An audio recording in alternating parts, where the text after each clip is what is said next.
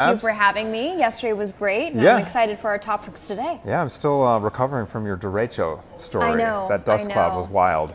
We got a lot to get to today. First of all, the #1 trending search locally here is about how people are going to be paying more money on their electric bills this summer. We're going to get through that. There is another Michael Jordan artifact that has hit the auction block. Fascinating stuff. We're going to run you through some of the numbers there.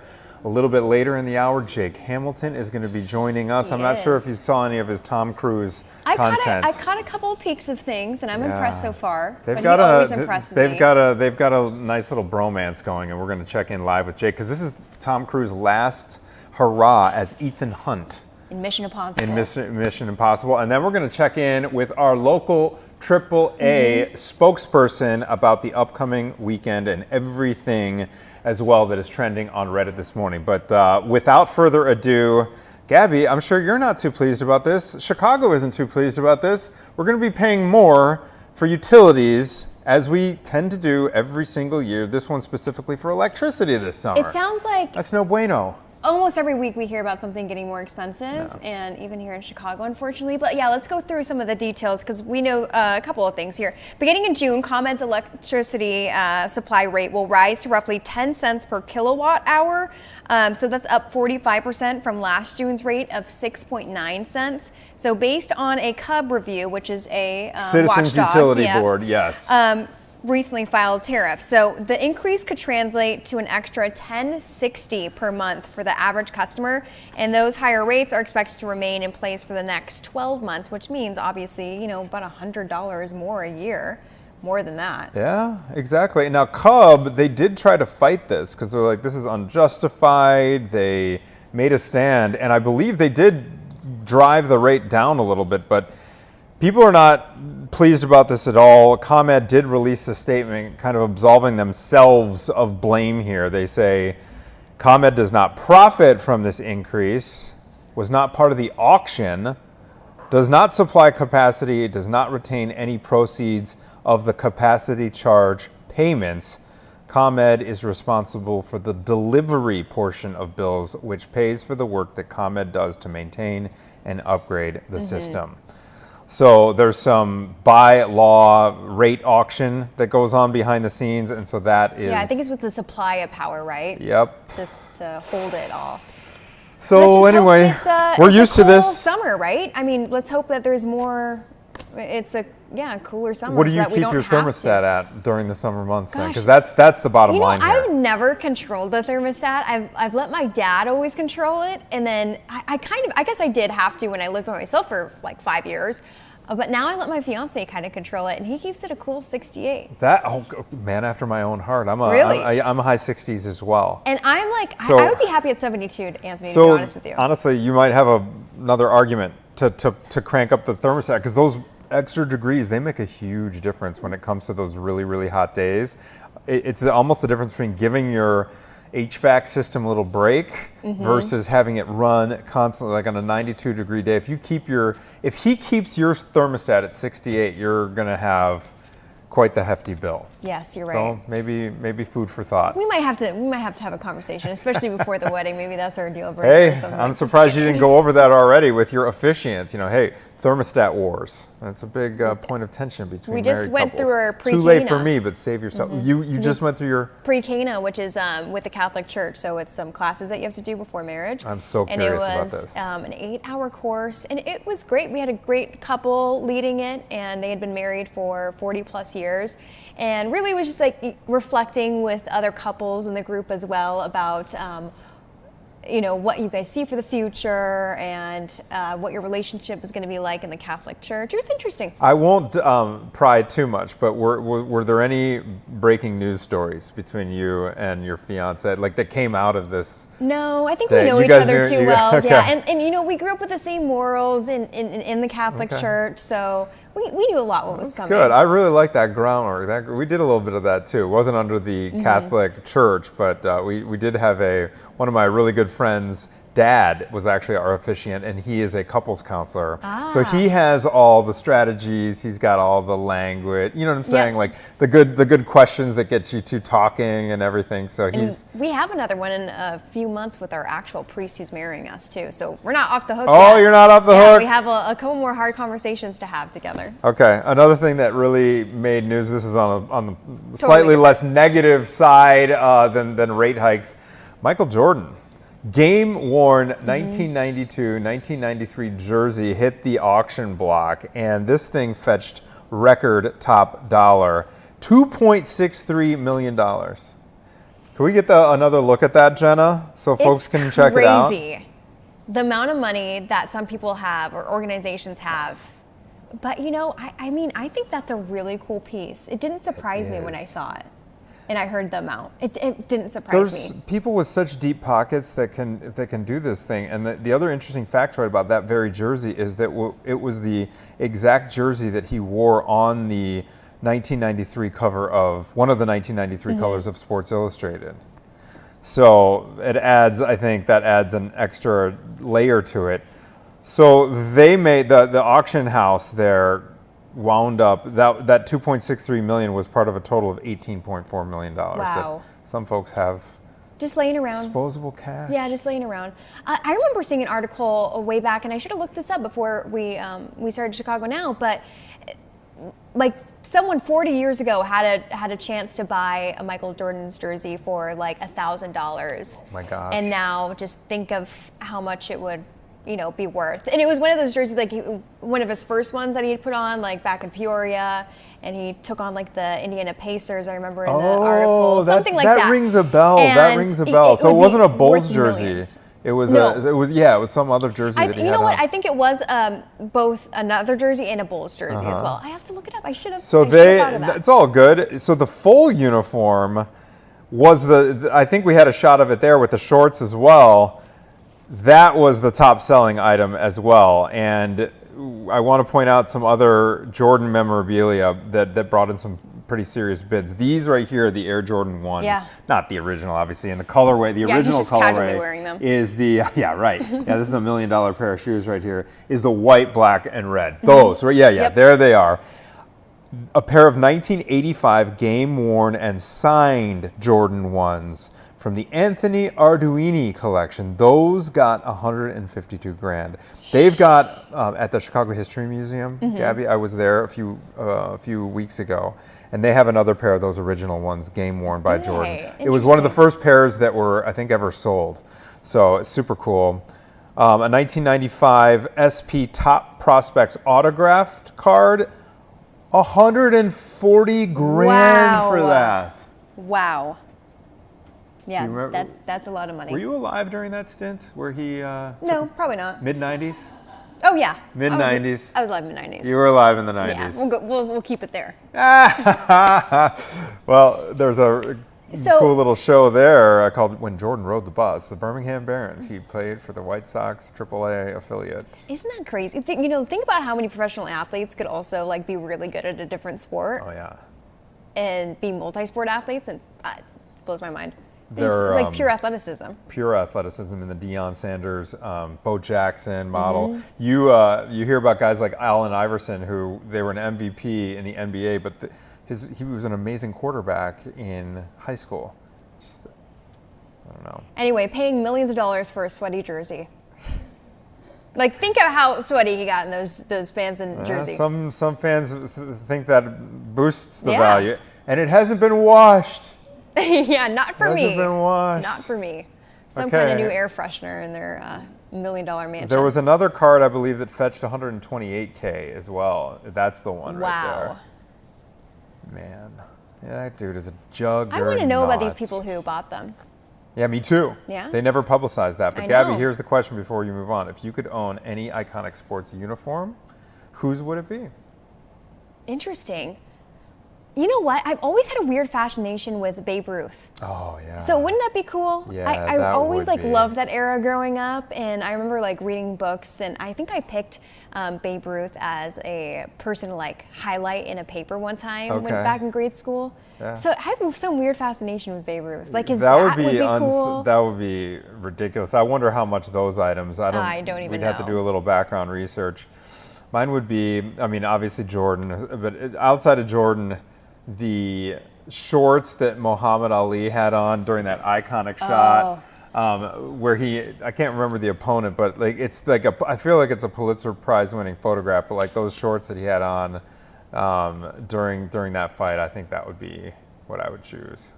I mean, the possibilities are endless. We have to have all these people to buy all these crazy, iconic sports pieces. We had a comedian on set about a half hour ago who showed up wearing a Caitlin Clark jersey. I did see that. Did you see that? I did see that. That was some controversy, yeah. Oh yeah, the Angel Reese.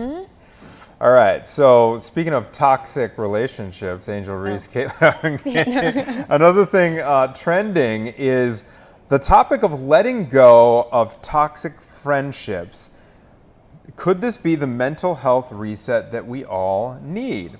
So here is the dynamic here. Okay. This is sparked by news around the world about Blake Lively and Taylor Swift. Now, are you generally familiar? I'm familiar with the whole situation. I know that they're really good friends. They were making, they're always in social media posts together. I feel like Blake was a big cheerleader for Taylor Swift and vice versa. Yeah. But I understand there's been, some kind of falling out that I've seen what over happened? social So media. it's unconfirmed whether it's a falling out or if it's just a step back or if it's just a public step back, because who knows? Maybe they're totally tight behind the scenes, but publicly, word is that Taylor Swift has kind of had to distance herself from Blake Lively in the midst of this ongoing lawsuit with Justin Baldoni. And the backstory is that there was a text message that was revealed where Taylor Swift referred to both Ryan Reynolds and Taylor Swift as her dragons. I remember seeing this. It's a reference to Game of Thrones. These are my two dragons.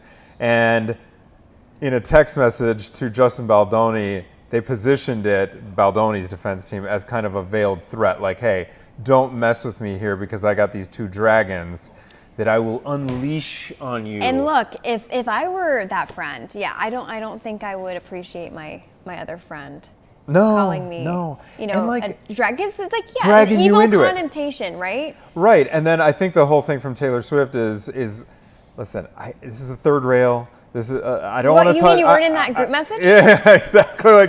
Keep me out of this. This is between you guys. Do not want a part. So it's begging the question. Is this emotional clutter? Friendships, toxic friendships, and they're described as friendships that are marked by gossip, manipulation, passive aggression, can drain your energy and your peace of mind. So mental health experts are encouraging folks to recognize red flags, set boundaries, and when needed, walk away from relationships, whether they're romantic relationships or friendships, that don't support your own personal growth. So what are your thoughts on this, Gabs? I mean, I know I'm not gonna grill you, but in terms of decluttering, have you ever had to phase out a toxic friendship or relationship or in some way downgrade that friend? I feel like, of course, I have, throughout the years. Especially, girls get catty sometimes, and there was a particular friend I kind of had to distance myself. They had turned into having different values than I did a little later in life, going to college and stuff, and some of the things that I didn't agree with, and in a respectful way, almost to a point where I don't think we both really knew it was happening. It just happened naturally. It did. So you didn't need to pull any okay, I'm going to ghost her, or I'm not going to call her back. Exactly, or a big breakup or anything like that. But I know that could be just as hard, having a friend break up, as having an actual breakup. Completely. What in your mind are some of the biggest red flags when it comes to a toxic friendship? What would you say? I think it's jealousy. I think it's making those little comments on the side, and even you see that with peers, and they're unneeded. So, and if you really did like somebody, you wouldn't say those comments, would you? You wouldn't say that to your best friend or to someone you love. Right. I'm not, a mental health expert or anything like that, but I have noticed, and this might be just because I'm a journalist and I naturally ask a lot of questions. Yeah. So I don't know if this is spillover from the jobs that we do on a daily basis where we're just always asking questions, but I find myself in in many social situations, being the person to ask a lot of questions. And I'm always, it doesn't occur to me always, but there are certain individuals that I've come across over the years where it's like, I'll after the conversation or something, I'll have that moment where I think to myself, like, I'm not sure that person asked me anything about what I did that day. Or, you know what I'm saying? Like, it wasn't a two-way street, in other words. I have so many interactions like that, I feel like, Anthony. I will meet somebody and I'll just bombard them with questions rather than you. But sometimes it's my own fault because I won't even give them a chance to ask me a question about myself because I just want to know them so well. Maybe we need to, this could be like totally on me because I can't sometimes get out of interview mode. And I don't want to, that would be kind of annoying for the person talking to me. It's like, this guy's asking me so many questions.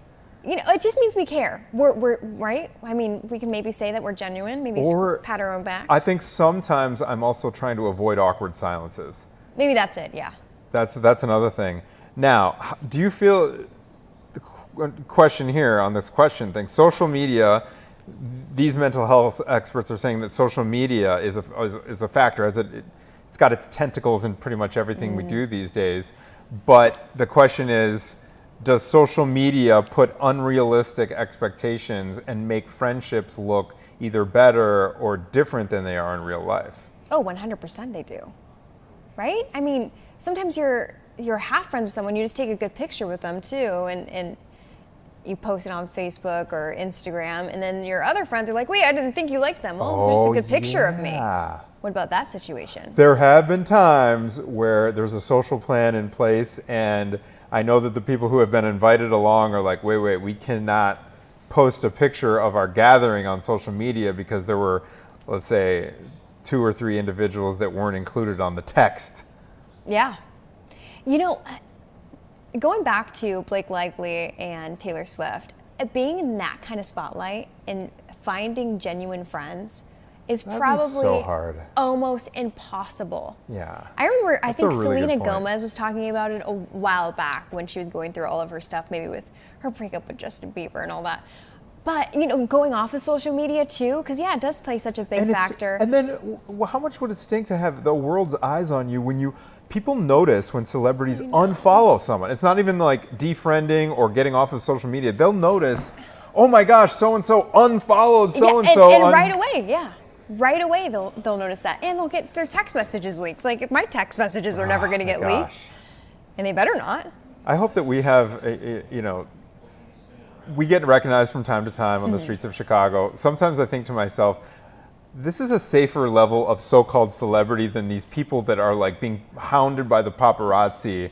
No one cares. We local celebs don't get that kind of treatment, except for if you're Jake Hamilton, who's a famous. People are always chasing him speaking down the of street. non-toxic friendships and bromances, Jake Hamilton and Tom Cruise, they go a long way back. Like that. Mm-hmm. They go a long way back. And this is kind of an end of the era for Tom Cruise and with the final installment of the Mission Impossible movies. And so coming up, we are going to be joined by Jake Hamilton, who just had a really cool interview with who he describes accurately as the biggest star in the world. So when we come back, we are going to be joined here by Mr. Jake Hamilton to talk all about his most recent interaction with the one and only iconic Tom Cruise. So stay with us, everybody.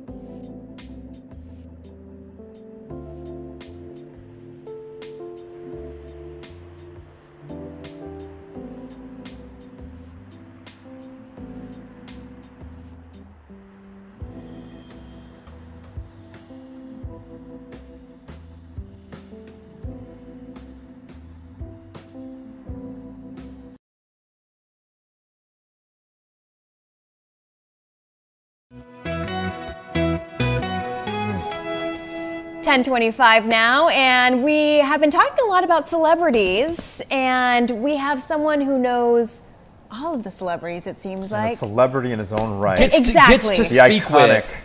Gets to speak with. That's why. But I always say, whenever we're lucky enough to get any kind of a Chicago exclusive with anyone, Fox 32 got. Mm-hmm. We collectively Right. That's true. The Chicago exclusive. That's very generous, EJ. Well, you had quite a interaction with Mr. Tom Cruise yet again. Yeah, we got a cool one. We had a nice one over the weekend. We traveled to New York to the North American premiere of the 8th and final Mission Impossible film. Mission Impossible: Final Reckoning hits theaters this Friday, and he's just one of those guys that it is impossible to have a bad interview with. It's no matter what you talk, you could ask him, what color is the sky, and the way I always tell people, the way he locks in to you, it is as if everyone else in the world does not matter. It is when he talks to you, you feel like I am the most interesting person alive. And then he goes and talks to the next person, and he looks at them the same way, and you realize, that's just how he looks at people. But for about 5 minutes, I thought, you're the man. I'm the man. How many times have you interviewed Tom Cruise over the years? I was doing a count a little bit earlier. I think I'm approaching 11 or 12. Oh, so wow. over the course of about 20 years, coming up on 20 years. So And obviously every interview with celebrity is different, but do you find that at least a handful of them are the same way as Tom Cruise, where they kind of actually engage with you? I always say that the people who reach that Tom Cruise level, they kind of get it. When you talk with a Tom Cruise, or you talk with a Tom Hanks, or a Will Smith, Halle Berry, Meryl Streep, there are a lot of reasons that they're at the level that they are. There are a lot of reasons that they've lasted in the industry as long as they have. But one of them is that they know how to do this. Yeah. I always tell people the celebrity interviews you have to worry about are not the A-list star. They're not the Tom Cruises. The A-list stars know how to do this. They get it. They've been doing it for a while. The C-list stars are great because they're just happy someone's talking to them. They're just happy to be in the room. I always say, and I'm not going to give any names, the ones you got to worry about are that B level because there's this perception of I've kind of made it. Therefore, I'm going to do the celebrity thing that I've always heard about. It's so funny, here in Fox 32 Studios, we've had a lot of celebrities come in. And Tom Hanks came in one time, and I think maybe had one handler, and it's because the studio insisted, someone should go with you. And then we've had, Disney stars, from Disney movies roll in 30 people deep, and you're just what do you need an entourage for? That is no funny. one knows you on the street. Exactly. You don't need an entourage. Ryan Gosling came in studio and hardly had anybody with him. Yeah, 2 people with him. A musician comes in that had a hit single 35 years ago, and they're coming in with a backup assistant to their makeup artist, and you're just okay, so to answer your question, Tom Cruise is very much like one of those guys where he's been doing, keep in mind, he has been famous for as long as we've been alive. Yeah. He was a child star, going all the way back to, the Outsiders. The Outsiders, he did, and then Risky Business, which brought him here to Chicago, and so for 40 years he's kind of got it down to, for him it's kind of like riding a bike. And he's not just acting; he's doing it all. He is, and and that's one of the things that that I really wanted to focus on, because obviously the headline with these mission movies, it's the stunts, right? These death-defying stunts. I really don't mean to make a joke when I say this, but after 8 of these movies and everything he does, it's amazing he's alive when you look at some of these things. But one of the things that I talked to him about on Sunday was, there's this great sequence in this final film where he's hanging from a biplane. There's a second one flying, and he's got to crawl up on the first plane and jump to the second plane while they're flying, right? But when he's up there, he doesn't have a director, he doesn't have a cinematographer, he doesn't have a lighting person. He's up there by himself, basically. So he's doing these stunts, he's hanging on for dear life. All the while, he has to keep in mind, where's the camera? Where's the sun? Where am I in relation to the camera? Wow. If you're 2 feet 11 inches, you're too close. If you're 3 feet 1 inch, you're too far. You've got to be right within the right focus or the whole thing's done. So that's one of the things I spoke to him about, is not just making acting decisions on that plane, but filmmaking decisions as well. I want to flash forward to this sequence right behind me, because something that I feel like you don't get enough credit for is, yeah, in that moment, you are Ethan Hunt, you're an actor, but when you're up there, you're on your own. You basically have to be the director, you have to be the cinematographer, you have to think about where you are in the frame. Can you sort of walk me through the different decisions you have to make when you're up in the air, not just as an actor, but from a filmmaking perspective as well? Always when you're doing these things, because I fly airplanes, I fly aerobatics, I fly jets, I fly helicopters. When you see the framing of things, we set the camera, but I'm framing it. Now, you have to understand, I'm a pilot, I'm on the wing, so I have to be aware of the molecules going over the wing, watching to make sure that the aircraft, that it doesn't stall. I have worked with the pilots to educate them in terms of what I need when I'm on the wing. We're working together because pilots flying me. I have to be aware, because we're in dangerous situations, whether we're low or high. You don't want that airplane to get into a stall. So I have to be aware of that. I have to be aware of performance. I know the maneuvers, and we're developing the maneuvers in order to get me into different spaces on the wing. And when the audience sees it, you'll see what I'm talking about. So also, when you're doing it, you have to be aware of where the helicopter is, performance, lighting. Sometimes when I'm flying the airplane, I'm actually even handling the focus. I'm flying the airplane and I'm throwing focus and working it back and forth. So all of those, you just have to know performance, what I'm doing, and then have the spatial awareness of where that camera is, what story we're telling, and then have enough energy to be able to do it. It's a fascinating conversation and a fascinating answer by him. Jake, given what you have reported of late with regard to AI, Sure. And all that generative AI, is he, I know there was a movie called The Last Action Hero, Sure. is he the last true action hero? You know what? I think so, because if only he has redefined what action meant. You know, a lot of my buddies and I, we have the argument watching these movies, because they're spy thrillers, of Mission Impossible versus Bond, right? 007 versus Ethan Hunt. And this is blasphemy to a lot of people, but I take the Mission movies over the Bond movies, because here's my argument, like to your point, him being the last one that can do this kind of stuff.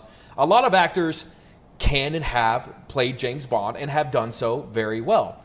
No one else is going to ever play Ethan Hunt, because no one else is going to be willing to do what he's doing. He is the last, sort of hero of this kind on the big screen. So if this truly is the last Mission Impossible, which he's saying it is, then it's done. It's not to say that there won't be other actors who step in and do their own stunts. Keep in mind, we had Jackie Chan for years, right, who kind of really was on the forefront of doing your own stunts. And thank God we're finally about to get an Academy Award category at the Oscars for the stunt category, for the 100th Academy Awards in a couple of years. I love that they waited after these were done. Yeah, exactly. Yeah. So are any actors or actresses to kind of keep an eye on with this? Because I could see a lot of people going the route of, hey, if it's between risking my life and going with the AI green screen kind of thing, I'm of course going to, especially got kids. Who are we keeping our eye on to kind of any female take the actors? baton? Everyone kind of pales in comparison. Now, there's a movie coming out that is a John Wick spinoff called Ballerina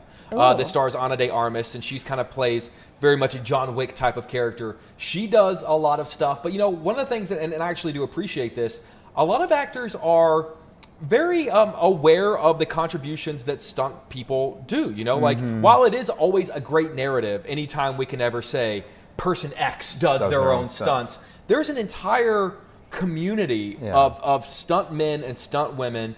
It is their livelihood, it is their profession, and they are quite literally risking their lives for our entertainment. So while it is great that, anytime an actor wants to step up, most actors will be the first to say, listen, I am happy to hear cut and step out and let someone else take the punch. Keanu Reeves always talks about, listen, I fight, they do the stunt. It's easy to take the swing. It's a little bit harder to take the punch. Sometimes I'm like watching a Western movie and they're galloping on a horse. I'm like, I've never even done that. Sure. No, I've never even I know there are things that full tilt. Like, does that hurt? Like, I don't know how to get on a, it's remarkable what folks are doing. You know what's so funny, Jake? I have never really been that into like knowing celebrities, knowing actors or actresses. Sure. But now, like my friends I'll talk with my friends and they'll be like, Gabby, how'd you know that? And I'm like, wait a second. I know how I know that. It's because I'm listening to Jake Hamilton. Well, the amount of knowledge that I don't have because of the background movie knowledge and celebrity knowledge knowledge I have. It trust me, it all balances out. But it's not even that you're talking to them. You're also getting like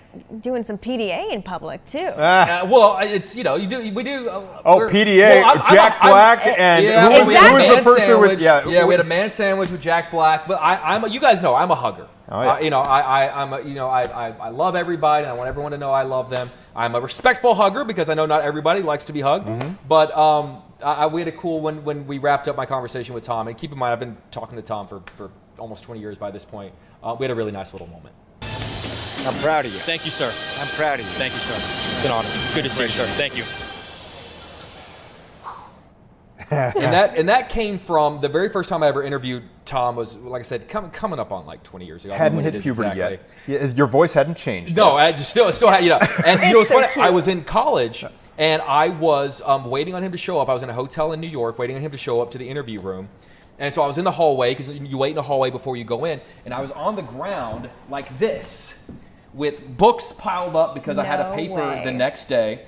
And I was writing a paper. He was in a historical film called Valkyrie. And I was writing a paper comparing Valkyrie to what happened in real life. So I was doing this, and I was going through here, just kind of thinking, okay, I've got a flight in 4 hours. Right. So, and then all of a sudden, he walks by. Everyone kind of, frenzy. And he walks by and sees a kid with college. That's so and so funny. he asked, like, what are you doing? And I said, oh, well, Mr. Cruz, I have an interview coming up with you. And basically said, I was given an assignment to write a paper about the comparison between a movie historical event and what happened in real life. And since I'm talking to you for this movie, I thought I'd write about this. And so rather than, of course, he's surrounded, okay, Tom, we got to go. Tom, he goes, and he sat down next to me and said, well, okay. He would look at my paper and go, no, that's not right. And he would come over and go, that's right, And so I ended up, that was my first sort of interaction with him.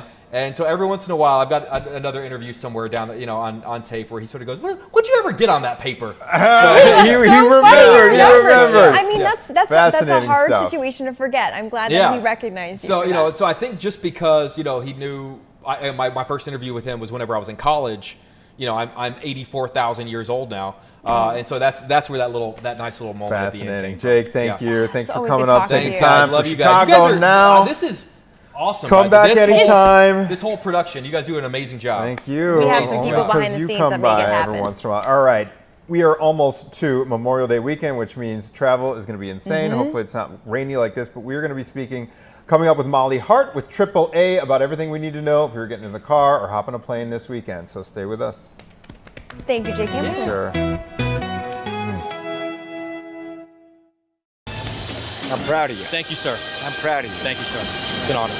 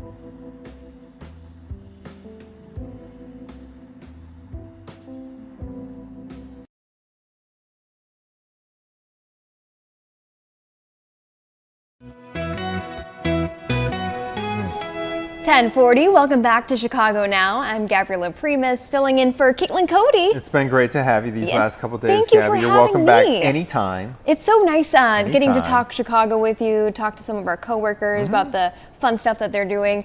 But we have a long weekend ahead of us. Memorial Day weekend, which holds a lot of meaning, of course, but also means that a lot of people are going to be heading out and about. So we wanted to talk to a travel expert about what you can expect if you are hitting the road, especially around our area. So I want to bring up Molly Hart. Molly, you are the AAA spokesperson, and I know that you're one of my go-to people to talk to when we're expecting hectic travel times. So I guess right off the bat, what can people expect for this upcoming weekend? All right, it is going to be very busy on the road. As a matter of fact, 87% of the people who are traveling for Memorial Day weekend are going by car. That's more than 39 million people getting in their car for Memorial Day. So the roads are going to be super busy. What do you think if someone does have a trip planned and they are planning to go by car, what are the best times to travel before and after the long weekend? It's the same thing we say every year, get up and go. On Thursday and Friday, actually, the roads are going to be congested starting at about noon up to 8 or 9 p.m. So we really encourage people, get the car packed the night before and get on the road early. Do you find that folks are leaving on, like a lot of folks are indeed leaving on Thursday as opposed to waiting till Friday morning? Yeah, a lot of people do. And our forecast is based on Thursday through Monday. So those are the numbers that we're looking at. But a lot of people do. They want to enjoy that extended weekend as much as they can. And also with many people working remote now, they can work as they're traveling or going to their next destination. That's true. Some people do have that luxury. Like my fiance, he'll be able to leave a couple days before I'm able to leave and just relax there, get everything settled. So Molly, I hope I'm not asking you any questions that you don't know for sure. But are people going to popular destinations around our region? Are they going to places around the country? What are kind of the popular spots that people are picking? Popular destinations right now is number one. A lot of people like to go to Orlando because of the beaches and the theme parks. Seattle's a popular destination, because it is a port for Alaskan cruises. And taking a cruise in Alaska is at peak season right now.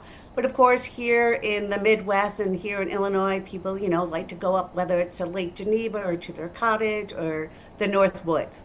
With regard to all the tariffs and the higher prices of certain things, are you seeing any differences between this year and years past with regard to who is getting in the car versus how many folks are hopping a plane? Sure. Memorial Day actually is a popular road trip travel for many. But what we're also seeing is we've broken the records again of people traveling this year. People do lock into their Memorial Day plans earlier.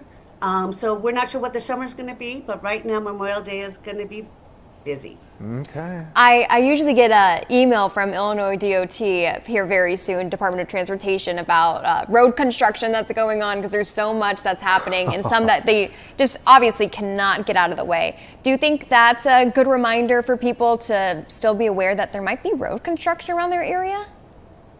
Sure. If they want to get to their destination at a certain time, then they need to book in an hour and a half more to get there. Okay. Especially if you're leaving downtown and going on the Jane Yes. Addams, trying to get to the Jane Addams and taking the Kennedy Expressway, it's going to be some trouble. So really, your message, correct me if I'm wrong, you're saying the earlier the better. Do not leave between that noon and 8. What if it's are you going to be better off leaving at, I don't know, 9 a.m. as opposed to 10:30? Does it really stack up the later in the day it gets?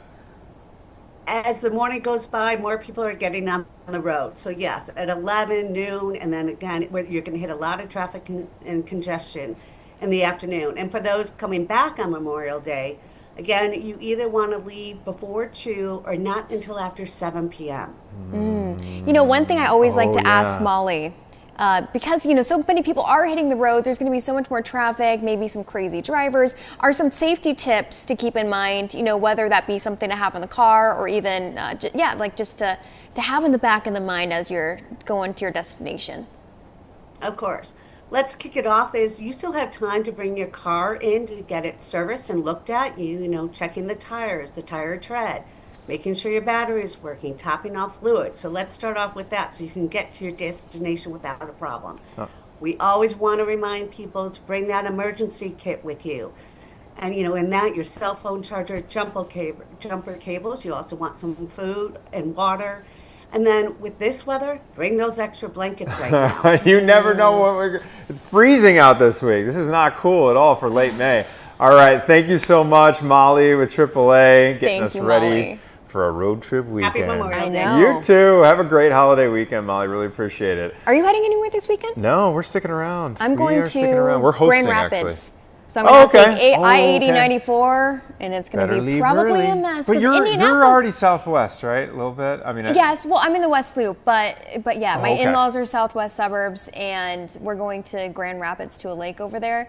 And I just know that stretch, I-80, 94, is just crazy. Yeah, right when you For get some through reason, Indiana traffic and excites Michigan. me too much, so I should zip it. Hey, It was nice talking to Molly, though. Yeah, for sure. All right, so have a great holiday weekend if you were taking a road trip. Coming up, the Reddit boards were pretty active over the last 24 hours. There's some hilarious trending topics for Chicago specifically, including kind of a funny little practical joke that unfolded at O'Hare in one of the terminals. It's probably going to get a lot of people this weekend if they're taking a plane to their Memorial Day destination. So we'll run through some of the trending Reddit topics when we come back.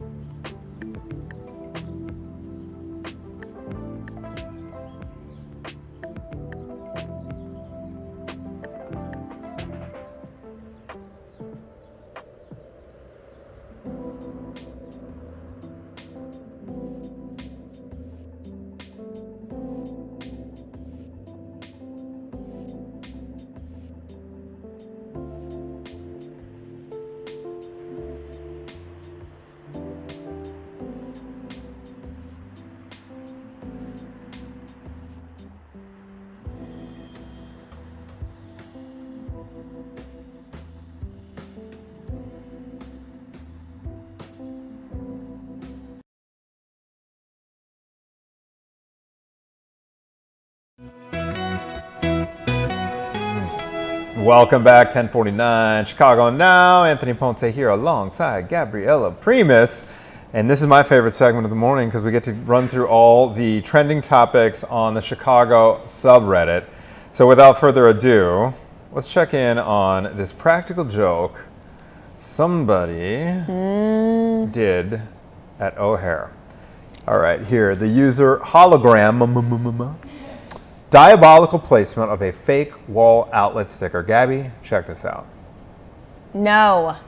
Yep. And it looks like it's been well used, this sticker, right? Because it's missing some pieces. Look at how many people have tried to remove it. That's what I'm too. saying. Oh, and remove Yeah, it. You're look right. at the Yeah, the edges sides of it. That's so Because you know funny. it's gotten so many people that like this. You know what? Yeah, that would be the cherry on top because, of course, you're sitting at your gate and you're trying to find one of the chair plugins that actually works, Yep. because it seems like every time I try to plug my phone into one of those chairs, it never is working. It's not connected. And then to be like, oh, I'm going to take a trip over to the pillar. You know to what would be the plug it worst is if like your phone's on like 4% battery, but you see Solo traveling. Yeah, you're solo traveling. You see an outlet like out of the corner. You're like, oh, you know what? I'll put more juice in. Yeah, we're cool. We're cool. I'll put more juice in before the flight, and then you walk closer. You're like, what? And it's boom.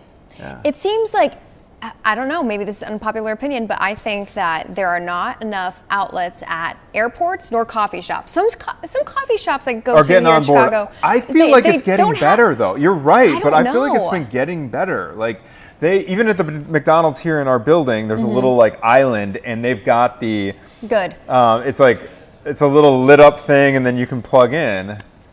So, but that's maybe kinda it's just funny. my devices are old and I'm always needing a charger, but maybe someone can give me actually a little handheld charger. There's those little battery travel packs. ones. Yeah. Those battery packs.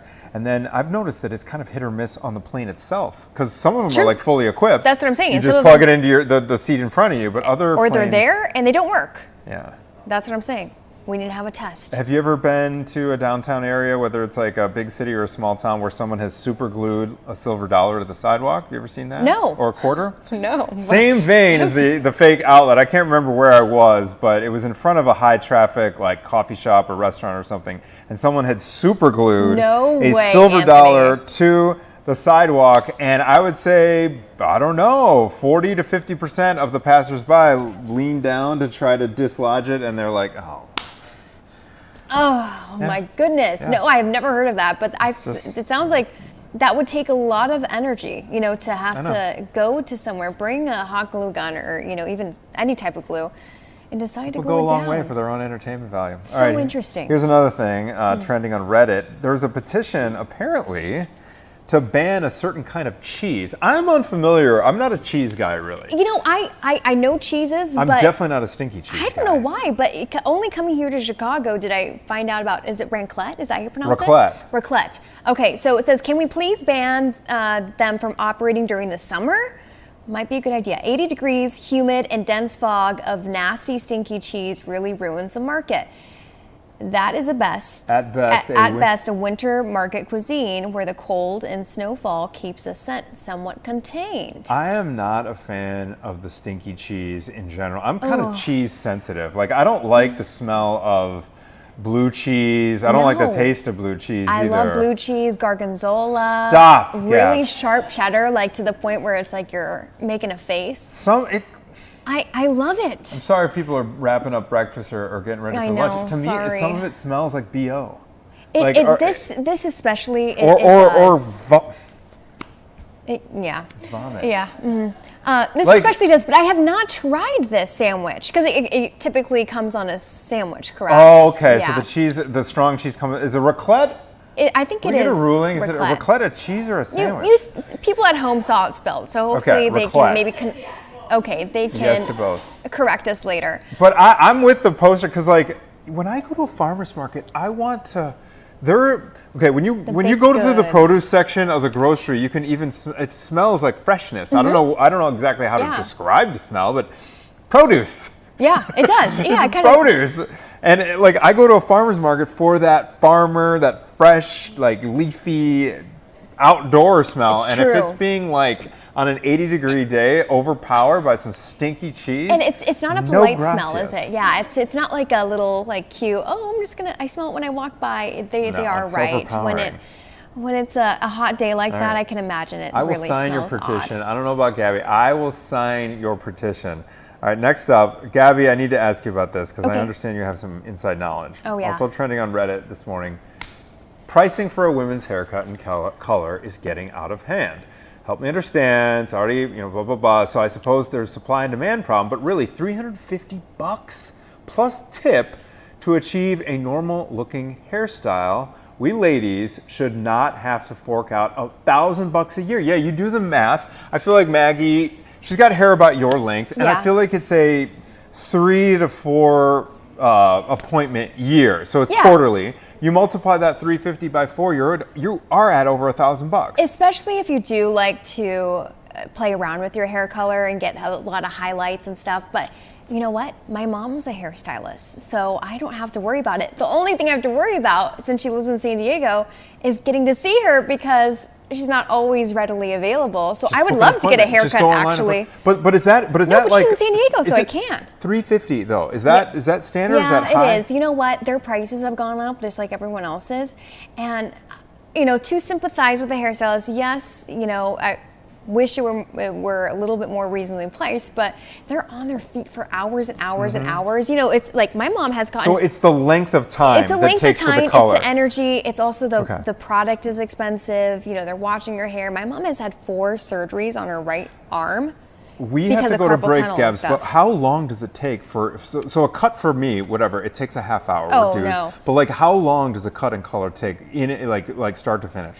It depends on the color. If you get a lot of highlights, probably around 2 hours. Okay. Yeah. And then the haircut about the same, unless you get like that's a big experience. A sharp bob or something like that. You pay for a massage, whatever, 90-minute massage. That's a couple $100. You know what I mean? That's so true. this is a lot of time for the hairstylist. know. So there you go. All right, we are back with one more very interesting trending topic that has to do with our diet. That is coming up after this.